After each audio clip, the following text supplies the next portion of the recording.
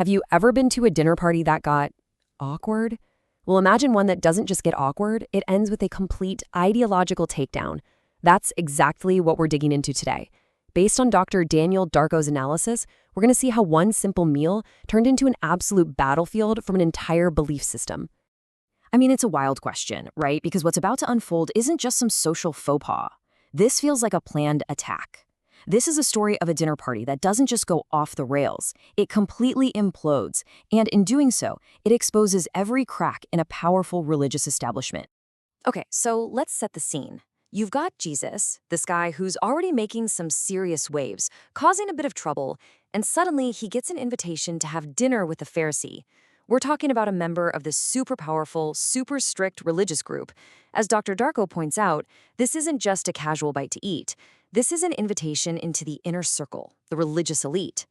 You can just feel that the stakes are incredibly high right from the start. Now, to really get what's about to happen, you have to understand the culture here. Hospitality back then wasn't just about being a nice host. It was a sacred, unbreakable code. If you accepted an invitation to someone's home, you were basically making a promise to play by their rules, to respect their customs. It was a huge sign of trust. And that promise, it's about to get completely shattered. So the party starts, and right away, bam, the tension goes through the roof. Jesus walks in, sits down to eat, and just skips the customary hand-washing ritual. The host is stunned, totally astonished. You can almost hear the needle scratch across the record. The first shot has officially been fired. And here's the absolute key to understanding this moment. This has zero to do with germs or being clean. Dr. Darko clarifies that the Greek word here, baptizo, just means to dip. It wasn't about hygiene. It was a ritual for purity. It was how you publicly signaled, hey, I belong. I'm part of the in-group. By skipping it, Jesus is sending a massive message without even opening his mouth. And just when you think the host is going to call him out, Jesus completely flips the script. He turns to his hosts, the people who invited him, and calls them fools. Can you imagine doing that as a guest in someone's home? In one sentence, he hijacks the entire power dynamic. He's not the guest on trial anymore. He's the prophet delivering the verdict. Then, he uses the very cup sitting on the table as this incredible object lesson. He basically says, you guys are obsessed with making sure the outside of this cup looks perfect. All your public rituals, your piety, but you totally ignore what's on the inside, all the greed and wickedness. It's a metaphor that must have just hit them like a punch to the gut. And this is where the dinner party from hell really hits its peak.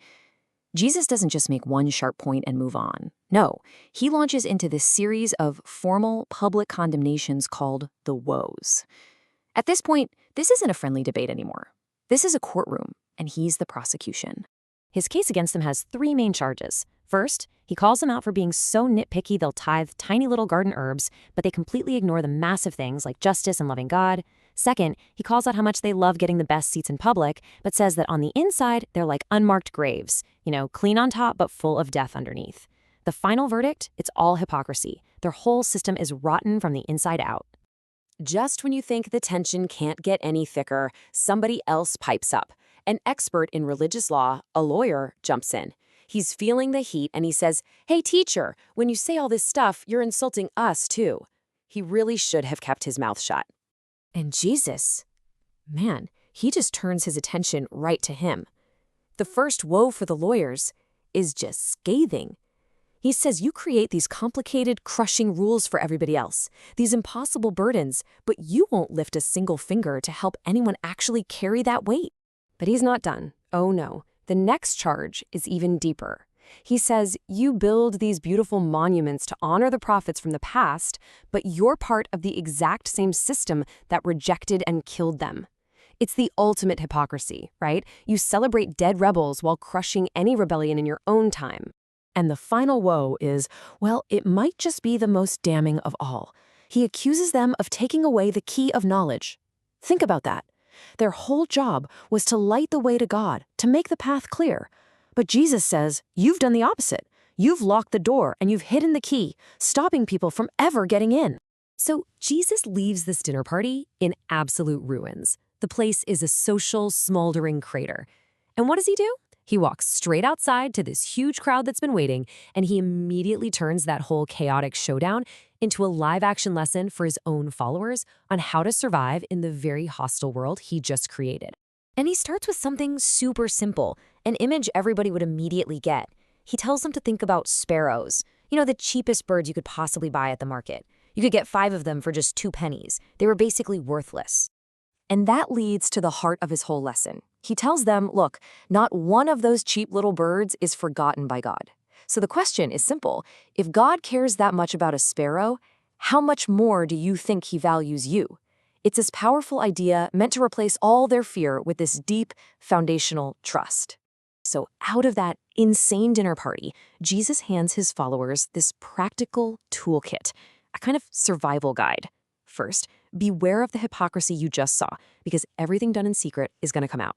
Second, don't fear people who can only hurt you physically. Have a much deeper reverence for God. Third, trust that God cares for you. Remember the sparrows.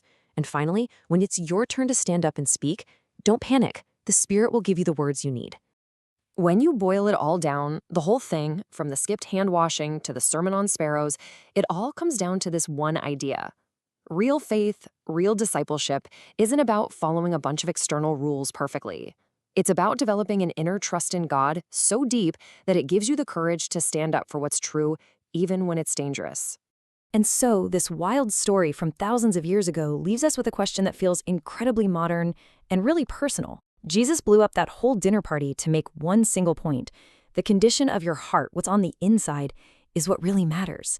And it kind of forces us all to ask ourselves the same thing. Are we more worried about cleaning the outside of the cup or the inside?